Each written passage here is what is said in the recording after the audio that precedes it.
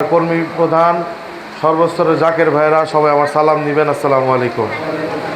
আসলে আমার যোগ্যতা, আমার সাহস, আমার মানে এমন একজনের সাথে আসছি মিশনে যে যারা হুজুর পাকের সাথে একবারে মিশ্রণ হয়ে আছে, তো তাদের সামনে বক্তব্য দেওয়ার ক্ষমতা আমার নাই।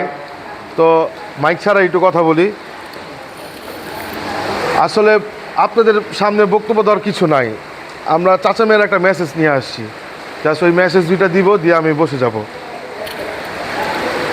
চাচা মিয়ার একটা স্বপ্ন, একটা প্রজেক্ট, এই জাকের সমাজ নিয়ে বিশাল বড় একটা সমাগম বিশ্ব জাকের মঞ্জিল করবে। তো ওই ক্ষেত্রে আমাদের জনবল লাগবে।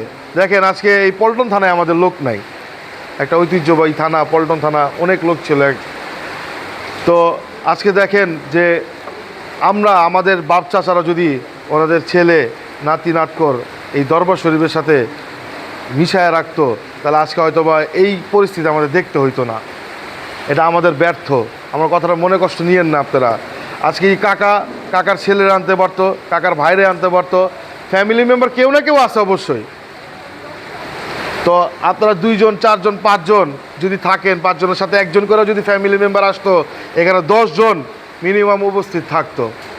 কি কাকা, থাকতো না? তো যাই হোক, আমরা এই দিকটাতে খেয়াল রাখবো। সামনে মহাপবিত্র ফাতেহা শরীফ, এই খেদমতের আঞ্জাম কীভাবে করতে হবে এটা কাকা বলবে। আপনাদের ছেলে নাতি নাতকর যারা আছে, এই আরিফ ভাই যুব করে, আমি ছাত্র করি, আমাদের সাথে দেন, আমাদের সাথে দেন। আপনারা যে খাজাবর প্রেম মহব্বত ভালোবাসা শিখছেন দরবার শরীফ থেকে, ওনাদেরও শিখান, এই গ্রান্টটা ওনাদেরও পাইতে দেন। আজকে দেখেন আমাদের মতো ইয়াং জেনারেশনরা কেউ আওয়ামী লীগ করে, কেউ বিএনপি করে, কেউ জামাত করে, কেউ বিভিন্ন কাজ করে, বিভিন্ন জায়গায় আছে, নেশার সাথে জড়িত, মাদক এর সাথে জড়িত। তো আমরা কিন্তু হুজুর পাকের দয়া, আমার বাবা, আমার নানা, আমার চাচা আমাদের দরবার শরীফ নিয়ে গেছি বিদেই আমরা এই প্রেমের বাগানে এখনও আছি। তো আপনাদের কি মন চায় না যে আমার নাতি, আমার ছেলে, আমার ভাতিজা এই দরবার শরীফে ঘ্রাণ পাক? তো আমি আপনাদের আহ্বান করব, আপনাদের ছেলে আত্মীয় স্বজন বাইরের লোকের থেকে আগে ঘরে দাওয়াত দিতে হইব।